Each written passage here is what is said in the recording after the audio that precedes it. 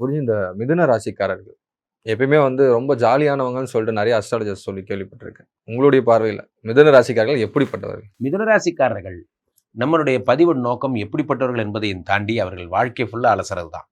மிதுன ராசிக்காரர்கள் பெரும்பாலும் புதனுடைய ஆதித்யம் பெற்றவர்கள். இவங்களை பொறுத்த வரைக்குமே இவர்கள் வந்து பெரிய தொந்தி வச்சுருப்பாங்க. இவர்கள் வந்து இப்போ நிறைய சாப்பிடுவாங்க. இவங்கள மாதிரிலாம் சாப்பிட அதுவும் எப்படி சாப்பிடுவாங்கன்னா, இந்த பானிபூரி இந்த இந்த ஃபாஸ்ட் ஃபுட் ஐட்டம்ஸ்லாம் சாப்பிடுவாங்க. இவர்களை மாதிரி கடன் வாங்க ஒருத்தன் பிறந்து தான் வரணும். அந்த மாதிரி கடன் வாங்குவாங்க. இவர்கள் வந்து எப்படின்னா இவங்களோட பெரிய வீக்னஸ் தான். ஏதாவது ஒரு பேங்க் கடன் கொடுங்கன்னு வாங்கிப்பாங்க.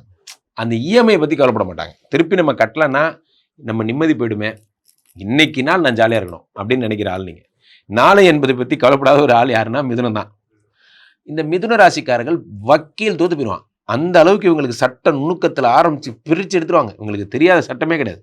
எல்லாத்துக்கும் நியாயம் சொல்கிற ஒரு ஆள் யாருன்னா மிதுனம் தான். ஏன்னா இவங்களுடைய அதிகபட்ச உச்சக்கட்ட ஞானம் தான் இவங்க ப்ராப்ளமே.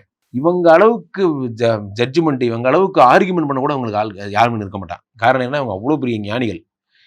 இதில் இவங்க பார்த்தீங்கன்னா ரொம்ப அம்மா பிள்ளையாக இருப்பாங்க.